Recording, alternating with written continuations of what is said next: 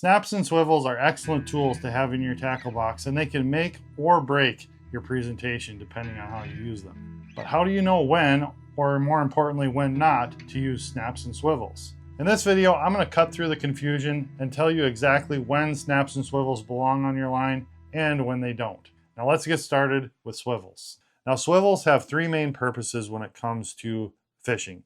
The number one purpose, as you might have guessed, is to prevent line twist. Now these swivels are designed to take out the twist in any line to leader connection or line to lure connection so that you don't end up twisting up your main line.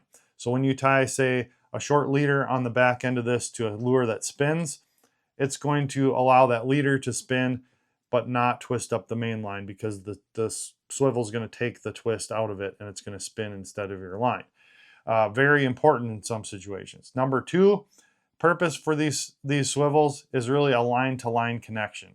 So if you want to use braided line and have a monofilament leader or fluorocarbon leader, you can tie your main line braid to one side of it and then go a different type of line to your lure. There's a lot of reasons to use two different lines, and a swivel allows you to do that with just two simple knots on each side. Now, a third thing we use swivels for oftentimes is to stop gear or pieces of our system from sliding down the line all the way to the hook.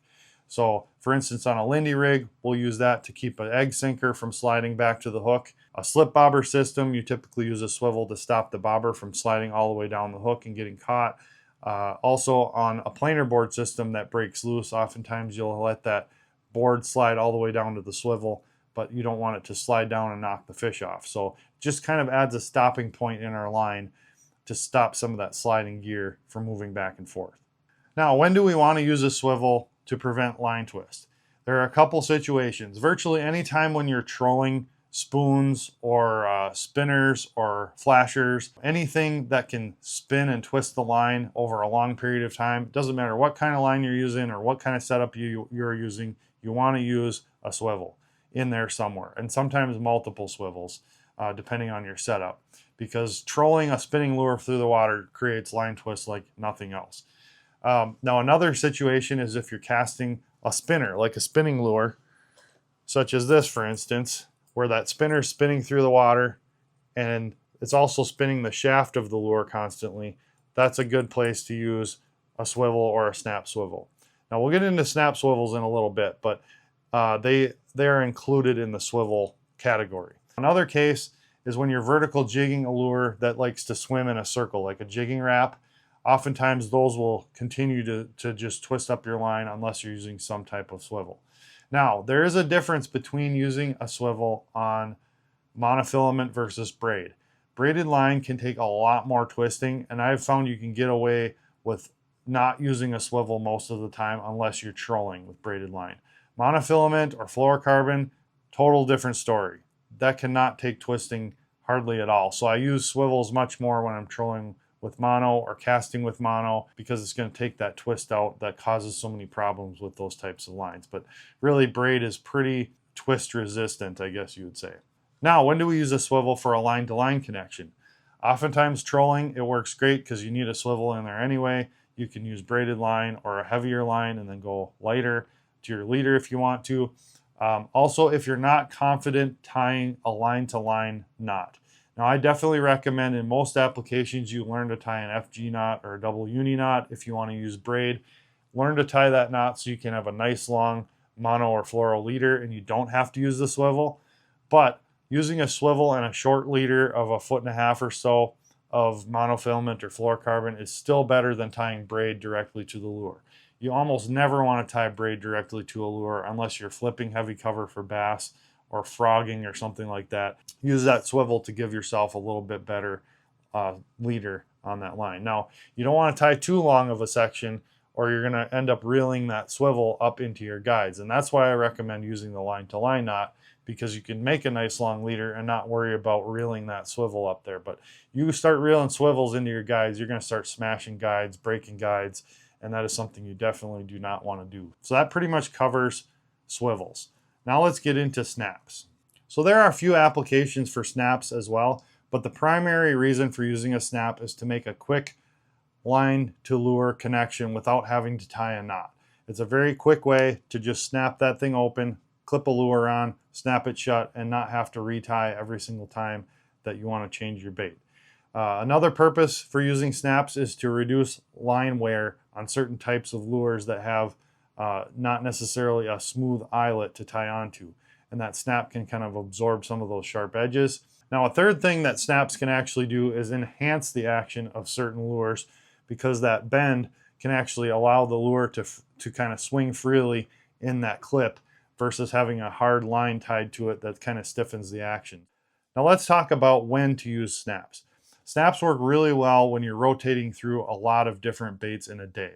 Let's say we're trolling, for instance, and we want to try 5 or 6 different colors of spoons, a couple crankbaits. We can easily change those out with just a snap, take the lure off, slide the new one on, snap it closed, let it out, and away you go.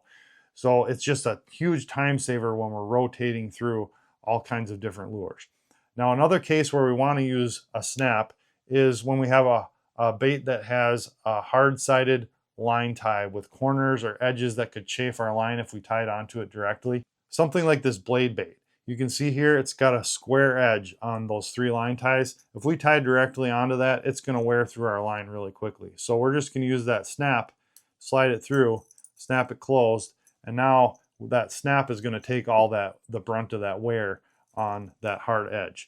And certain spoons and other baits have kind of that design where they really do need a snap involved to make that connection. And then we also want to use a snap in certain applications where we're trolling crankbaits or lures that don't have a split ring, that need to have that motion to work properly. There's a lot of spoons, for instance, that don't come with a split ring, or the split ring's been removed. Again, that's kind of a hard cornered edge as well. That's when you want to use a snap on there to allow that bait to kind of swing freely and not be tied up by that hard line tie.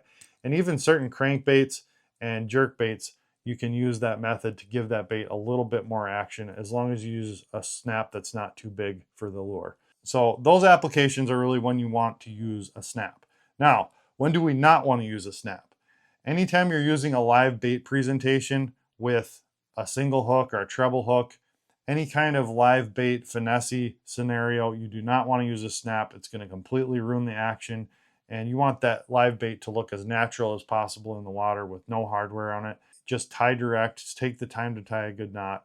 And the same goes for most jigging and slow moving lure applications. If you're using, say, a walleye jig in plastic, don't use a snap on that bait, because that snap's going to flop all over the place and it's just not going to look natural. As a general rule, the slower you're going to work that bait, the less likely you're going to want to snap on it. Snaps are generally for fast moving baits like crankbaits, spoons, spinners, stuff that you're retrieving quickly or trolling through the water. So that's a good general rule of thumb on when not to use a snap if you're going to work that bait slowly.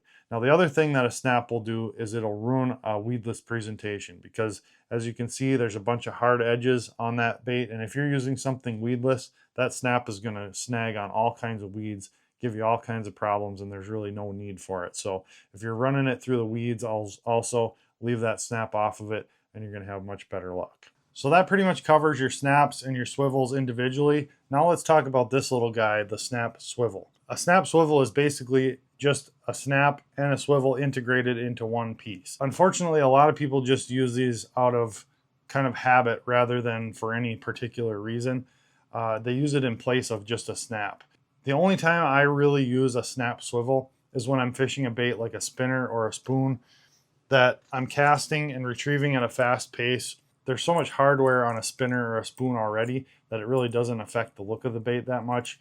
And you add that swivel in there that's going to catch that line twist, and it's a quick change deal, so you can change your spinners and spoons really quickly when trout fishing and stuff. So I will use it there. The other application I'll use that for is in terminal tackle situations when I'm trolling, to like clip on, say, a dipsy diver or other terminal tackle in a place that the fish aren't going to see it. The reason I don't use a snap swivel to attach directly to the lure typically is it's just so bulky that it really affects the action of the lure, and it is very visible to fish. It just adds a lot of hardware on the front of that bait that is unnecessary. Probably the least used piece of tackle in my arsenal here is going to be the snap swivel. Well, thanks for watching, guys. If you enjoyed this video, make sure that you check out my full-length video on snaps and swivels. I'll leave a link down below for that video. In that one, I cover much more about the types and sizes of snaps and swivels that will work best for you. So thanks again for watching. We'll see you next time. Get hooked up.